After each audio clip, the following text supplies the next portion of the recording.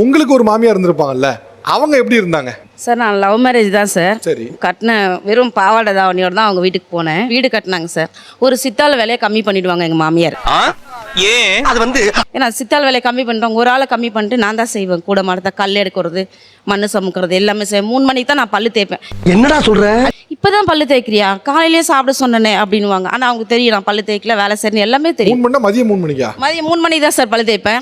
அதாவது வாய்க்கு வந்தபடியெல்லாம் பேசப்படாது. எதா இருந்தாலும் நியாயமா பேசணுமா இல்லையா? 3 மணிக்கு பல்லு தேய்க்கிறியா, அப்போ காலையில் நீ சாப்பிடவே இல்லையா அப்படின்னு. இல்லை சார் 2 டைம் 3 டைம் டீ குடிச்சுக்குவேன் நான். வேலை செஞ்சுன்னா உடனே வந்து நிற்கும் எங்கள் பக்கத்தில் அப்படி நிற்பாங்க வந்து. டேய் என்னடா இங்க வந்து நிக்கிற? எனக்கு 3 நாத்தனாருங்க சார். ஆனால் அவங்க தூங்குவாங்க, நான் மட்டும் தான் எந்திரிக்கணும். யாரையும் எழுப்பவும் மாட்டாங்க. கொழுந்தா இருக்காரு, யாரையுமே எழுப்ப மாட்டாங்க. நான் எந்திரிச்சு ரொட்டேனா எல்லா வேலையும் செஞ்சுட்டு தான் இருப்பேன். ஊர்ல ஆச்சு அந்த ஆளு குடும்பத்துக்கு மட்டும் சம்பளம் பண்ணிக்கிட்டு இங்க ஒரு பள்ளிக்கூடத்தையே கூட்டி வந்து கொடுமைப்படுத்துறானே. எனக்கு ரெஸ்ட்ன்றது பார்த்தீங்கன்னா 10 மணி 11 மணி ஆகும் நான் தூங்குறதுக்கு. கொடுமை பண்ணுறாங்களா நான் நினச்சதே கிடையாது. அவங்க சொல்கிற வேலை ரொட்டேன் நான் செஞ்சுட்டே தான் இருப்பேன். மாதிரி சுத்திக்கிட்டே இருக்கீங்களே. ஆமாங்க, சக்திமான் தோத்துருவார். எங்கள் வீட்டுக்கார் ஆட்டோ டிரைவர். டெய்லி ட்ரிங்க்ஸ் சாப்பிடுவார் எங்கள் வீட்டுக்கார். நைட்டானா அடி தான் எனக்கு. என்னை பார்த்தாரு, போட்டை அடிக்க ஆரம்பிச்சாரு. இப்படி அடிச்சாருன்னா அந்த கண் உள்ளே போயிடும். அடிப்பார். டெய்லியும் வேலைக்கு போனால் அடிப்பார். எதுக்கு போகிறேன், யாரை பார்க்க போகிறேன் சார், இவனை என்ன பண்ண சார்? நிறைய அடி இந்த கண்ணு வாயெல்லாம் பார்த்தீங்கன்னா எங்கள் வீட்டுக்காருடைய காயம் அடையாளம். ஏன்டா அப்படி இருக்கீங்க, ஏன்டா அப்படி இருக்கீங்க? அப்படிலாம் பண்ணி ரொட்டேனா என் பசங்களுக்கு நானே ஃபீஸ் கட்டுவேன், நானே வீட்டு வாடகை கொடுப்பேன், நானே சாப்பிடுவேன். ஆட்டோ ஓட்டினார்னா 10 காசு கொடுக்க மாட்டார். மனுஷனாடா நீங்கெல்லாம். நான் நிறைய கஷ்டப்பட்டேன் சார். ஆனால் இப்போ என் பையனை நல்லா வச்சுக்கணும், என் பொண்ணை நல்லா வச்சுக்கணுன்ட்டு என் பொண்ணை கட்டி கொடுத்துட்டேன் சார். நான் அவ்வளோ லவ் மேரேஜ் தான். நல்லா பார்த்துக்கிட்டாங்க உங்கள் மாமியார். அப்படிங்களா? ரொம்ப சந்தோஷம். அதே மாதிரி என் பிள்ளைய பார்த்துக்கிறேன். எனக்கு அவள் பிள்ளை தான். அவள் அத்தைன்னு கூப்பிட்டாலும் சரி, அம்மன்னு கூப்பிட்டாலும் சரி, எனக்கு என் பொண்ணு அவள் தான். அந்த மாதிரிலாம் இருக்கிறதுக்கு சான்ஸ் இல்லையே. ஆனால் இன்னைக்கு என் மருமகளை நான் ராணி மாதிரி வச்சுக்கணும். கோவம் வரும் சார் ஒரு சமயத்தில். பாப்பா மேலே கோவம் வரும். அது இயல்புதான். அவளும் பெண் தானே. இதை கேட்கும் போது உங்களுக்கு என்ன ஃபீல் வருது? எனக்கு வந்து இவ்வளோ கஷ்டப்பட்டிருக்காங்கன்னு தெரியாது. அவங்க என்கிட்ட அவங்களோட ஃபீலிங்ஸ் ஷேர் பண்ணதே இல்லை. நீ சொல்லி தோன்றிக்கலாமல. இனி வருங்காலத்துல நான் அத்தைக்கு தான் பண்ண விரும்புறேன். என்னால் முடிஞ்சதை செய்வேன். எப்பவுமே எங்கள் அத்தை வந்து நிறைய எக்ஸ்பெக்டேஷனோட தான் என்னை பார்த்தாங்க. இவன் வந்து காலைல எந்திரிக்கணும், 6 மணிக்கு எந்திரிக்கணும், விளக்கேற்றணும், இந்த ரெண்டுல ஒண்ணு நடந்தாலும் உலகம் அழிஞ்சிரும், வீடு வேலை செய்யணும், இப்படிதான் ஒரு மருமக இருக்கணும்னு அவங்க ஒரு டேர்ம்ஸ் அண்ட் கண்டிஷன் வச்சிருந்தாங்க. ஆனால் நான் அப்படியே ஆப்போசிட், ஒண்ணுமே செய்ய மாட்டேன். என்னத்த மாத்துக்க, இல்லன்னா நீ அவ்வளவுதான். தூங்குவேன். எங்க வீட்டில் 1 மணிக்கு எந்திரிக்கிறேன்னா இங்கே கொஞ்சம் கம்மியாக ஒரு 10 மணிக்கு எந்திரிப்பேன். சாரி, எல்லாத்துக்குமே சாரி. நான் புரிஞ்சுக்காம நிறைய பண்ணிட்டேன், உங்களை ரொம்ப கஷ்டப்படுத்திருக்கேன். சாரி தான். ஏண்டா பண்றதையும் பண்ணிட்டு எங்க வீட்டு பிள்ளையாடா நீ? பரவாயில்ல தங்கம், நான் இந்த மாதிரி அழுதுருவியோன்னு தான் நான் சொல்லலை. நான் கஷ்டம் தாங்கினாலும் என்னோட போட்டம் தான் நான் உனக்கு சொல்லவே இல்லை, எதுவுமே சொல்லலை.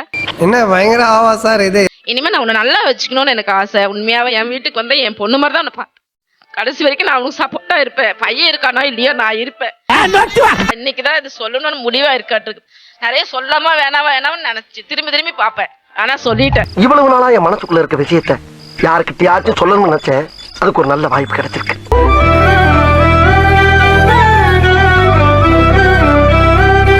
அவனை நிம்மதியா இருக்கவே விடக்கூடாது. இதுதான் சார் எதிர்பார்த்தேன். கிட்ட அழக்கூடாது. இல்லம்மா, நீங்க வந்து அவங்க கிட்ட உங்க கஷ்டம் சொல்லக்கூடாதுன்னு நினைச்சது ஓகே தான். பட் நீங்க என்ன படியெல்லாம் தாண்டி வந்திருக்கீங்கன்னு உங்க மருமகளுக்கு தெரியணும். கரெக்டா சொன்னீங்க.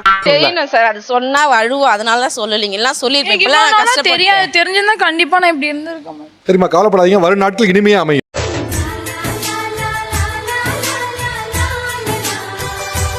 என்னோட மருமகளை பற்றி நான் சொல்லி ஆகணும். ஆனால் அவளும் மாறிடக்கூடாதே அப்படிங்கிற மாதிரி எனக்கு தோணுச்சு. என்னுடைய மருமக வந்து என்னோடையே 5 மணிக்கே எழுந்திருப்பா காலையில். அப்படியா?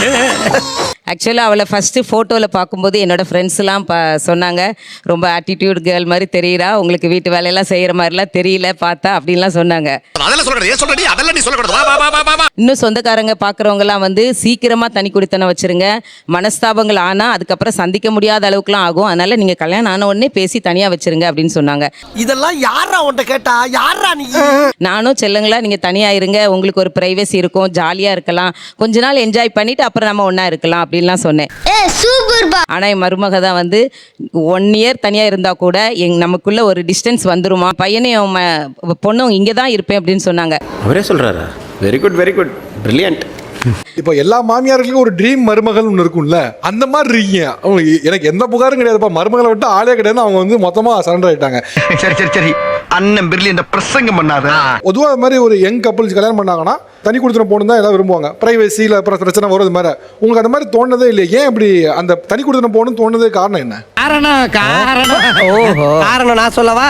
தனியா போய் இருந்துட்டு ஒரு மாதிரி எதுக்கு நம்ம வந்து அந்த மாதிரி வெறுமையா இருக்கும்ல. இப்போ ஒரு வீட்ல நம்ம எல்லாம் ஒண்ணா இருந்தோம் அப்படின்னா எவ்வளவு ஜாலியா இருக்கும். எதுக்கு தனியா இருந்துட்டு அந்த மாதிரி என்ஜாய் எல்லாம் இப்படியும் பண்ணலாமே. என்ன பொண்ணுடா. இங்க வந்தோட கரெக்டா 5 மணிக்கு எழுந்திரிச்சு அத்தையோட சேர்ந்து சமைக்கணும், அத்தையோட வேலை பார்க்கணும். இது எப்படி நடந்துச்சுன்னு கேட்கறேன்னா எல்லாரும் பெரும்பாலும் இதெல்லாம் பிரச்சனையா இருக்கும். இங்க எப்படி பிரச்சனை எல்லாம் முடிஞ்சுச்சு? சொல்றேன், மக்களுக்காக சொல்றேன். அவங்களும் 8 மணிக்கெல்லாம் ஸ்கூல் போறாங்கல்ல, அங்க போயிட்டு ஃபுல்லா நின்னுட்டு இருக்காங்கல்ல. அப்ப அவங்களுக்கு காலையில ஏதாச்சும் வந்து அட்லீஸ்ட் என்னால முடிஞ்சது ஏதாச்சும் பண்ணணும்ல. அதனால வந்து நான் அப்படி பண்றேன். பெரிய விஷயம். ஈவினிங் வரும்போது வீட்டில் பசங்கள்லாம் அவங்க பாட்டுக்கு ஃபோனில் இருப்பாங்க. நான் வந்த உடனே இவன் மட்டும் ஓடி வந்துடுவான். அம்மா வந்துட்டீங்களா, இன்னைக்கு ஸ்கூலில் என்ன நடந்தது, இதெல்லாம் உண்மையா?